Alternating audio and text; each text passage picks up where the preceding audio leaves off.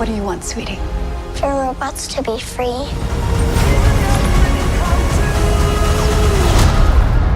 Oh, we don't have that in the fridge. How about ice cream?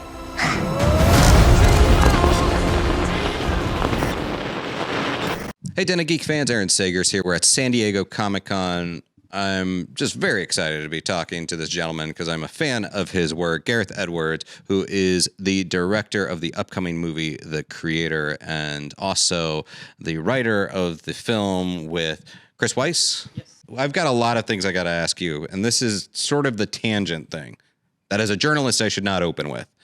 But in the trailer, there's this shot. It looks like a space station. There's some funky blue laser thing happening.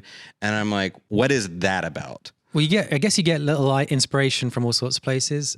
That one has a really weird story behind it that's 100% true. When we were doing Star Wars, a friend of mine who was also a concept artist, who's like one of the big concept artists on the film, we're both fans of aliens and things. And so we always jokingly talked about going to Area 51. And he kept saying to me, like, I kept promising, he worked on Godzilla, and I kept promising, his name's Matt Alsop. And he was like, as a return favor, we're going to drive to a sort of desert road trip and go to Area 51. And we never did. We always ran out of time. It was never going to happen. And then in the middle of Star Wars Rogue One, there was a certain point, it was like, okay, we're going to do it. We've got the weekend. It's now or never. Let's go. So we flew to LA. We rented a car, drove out to the middle of nowhere. We pull in to the area where if you go any further, you get shot. So we kind of stop there for a bit and we go, okay, and we unwind the windows, we put a bit of Close Encounters or some music on, and we sit out like Dukes of Hazzard, like out the sides of the door, and we just sort of watch the stars. And then suddenly there's these like little lights that move, and you go, and we were like, what is that? And it looked like a helicopter, but then they sort of move a bit quicker. And we got really excited, and then he disappeared. And we kind of felt like, oh my God, we had an alien moment. What was, that was kind of like where we came, and we were really super excited about it. We got back in the car and we were like, should we head back to the hotel, which was in Vegas? We're like, yeah, we probably should, because it'll be like 4 a.m. by the time we get there. And as we're having this conversation, we just look ahead of us, and there was what you'd call like a red square, like imagine just illuminated red square just appeared in the middle of the road. And we just absolutely shat ourselves. And then it started moving towards us. And we were like, what the fuck is that? Can I swear? Yes. And then we were like, what the fuck is going on? And we start reversing. We do one of these like awkward Austin Powers, like 7-point turns because you didn't want to get caught in the gravel. And this sort of red square just kept moving towards us, drifting towards us. And we were like we turned into little kids, like panicking kind of thing. And we drove and got onto the main road and went. And as we went over the hill, I looked back, and there's something I can only describe as a Pink Floyd concert happened, where this massive laser light or something went all across the back of the hill. And I could see it in the mirror. And I was like, Matt, did you see that? And he's like, what? And I was like, did you see that? It was a big fucking laser. And he was like, I don't know. And I was like, you would know, it was fucking massive. And as we're having this sort of conversation, in front of us, on the mountain in front of us, this grid-like laser just projected onto the mountain and kind of like flashed and rotated and then disappeared. I was like genuinely scared. And we end up like going down the hill and slowly pulling over. We pull over into this little side of the road. And for about 30 minutes, we're like saying all kinds of shit to each other and like, oh my God, I can't believe what the fuck's going on, blah, blah, blah. And we're looking back the whole time, totally paranoid that something else is going to happen. And about 30 minutes into this, these car headlights turn on, and they were like half a meter away from our car. And the entire time, someone with their headlights off was just behind our car, and we had no idea. And we go, and we just like pull away, drive off. We drive for like an hour. There's no one behind us. We start to pull in, like to talk again, and the car headlights come on again. And they were obviously driving with night vision or something. And we were like, oh my God, we're fucked. We're going to be like, kicked out of the country and everything. And as we drive towards the nearest part of civilization, which was this gas station, a cop car starts coming towards us, and we're like, here's where we get arrested. And as it was coming towards us, the other car, we started to see the other car because we're coming into the light, and both cars slowed down and stopped, and we just carried on driving. They didn't seem to care. And we were so scared, we slept in the same bedroom because we thought someone was going to come, like the FBI were going to come that night and arrest us or something. But afterwards we were like, we got to put that in a movie. And we tried in the movie, we tried in Star Wars, and it always haunted me, this idea of something projecting down from the heavens.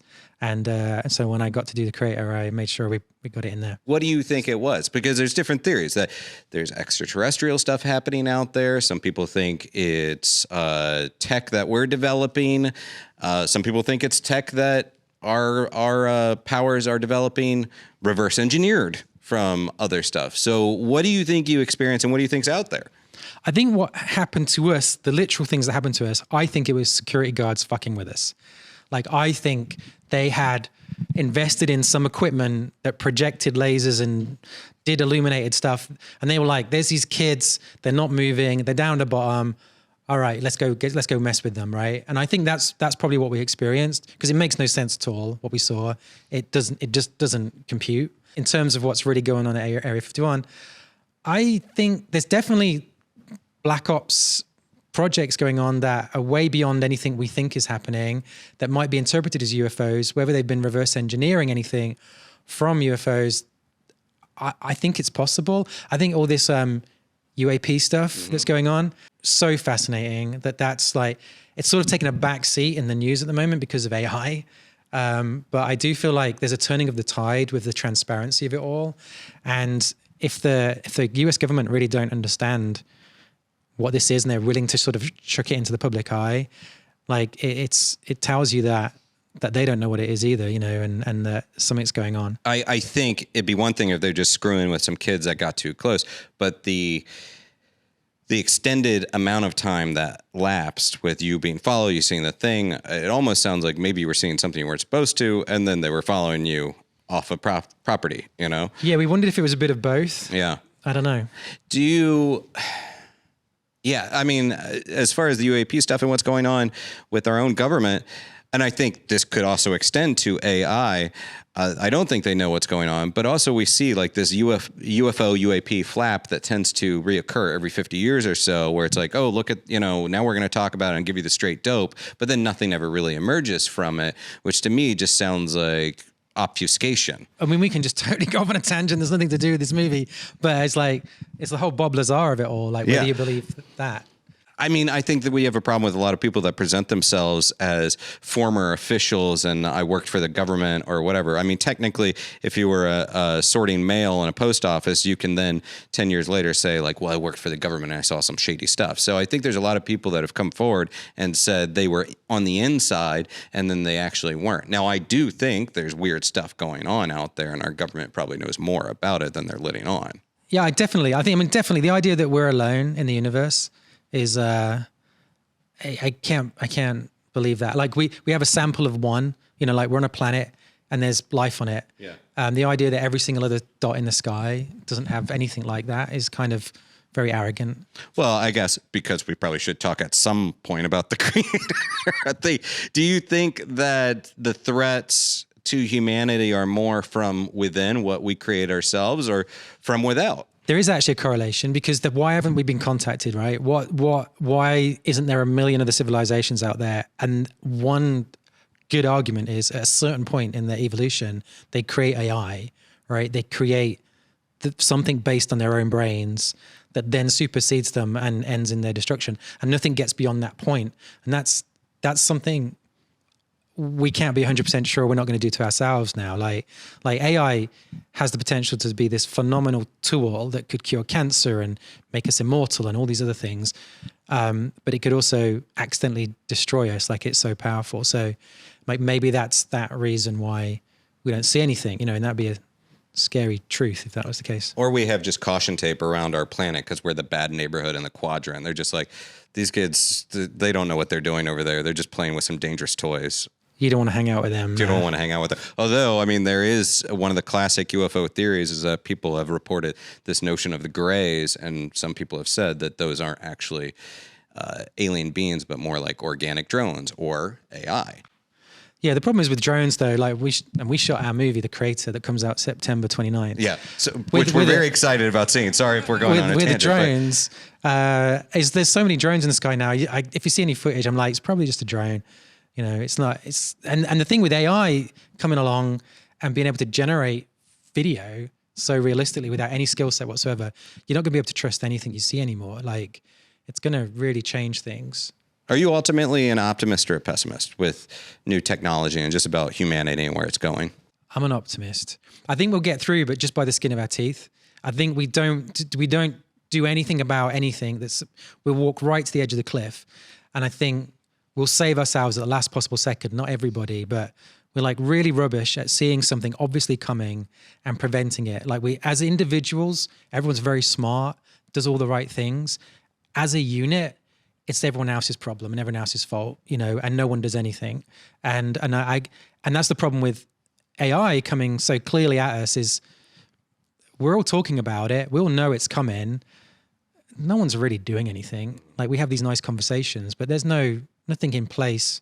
There's no strategy if it did suddenly get out of hand. It's the Tommy Lee Jones from Men in Black, a person is smart, but people are dumb kind of comment that an individual might be ethical and wanted to be guided in the right direction. But overall, we tend to be very dum-dums about things. I mean, I haven't seen the film yet. I'm very excited about it. But tonally, yes, we have this sort of apocalyptic vibe happening, but obviously, correct me if I'm wrong, it doesn't strike me as a bleak film, is it? I mean, would you say that it's bleak, or is there a sliver of hope within it? Emotionally, I hope not. No, it's not bleak. But I think my favorite films are films where you've got the whole spectrum of emotions, and whatever you're feeling that day as you watch it, at some point it will pick you up. Like, if you're in a bad mood, at some point the character on that journey gets into the same headspace you're in, and then you're like, yeah, and then you carry on the journey and it takes you somewhere, and so it's got a whole spectrum of feelings when you watch it. I don't think it's one individual thing, and I hope it's emotional. That was certainly the goal. Like I feel like, I mean, maybe the trailer communicates this, but if you don't slightly nearly tear up at some point, then I probably failed.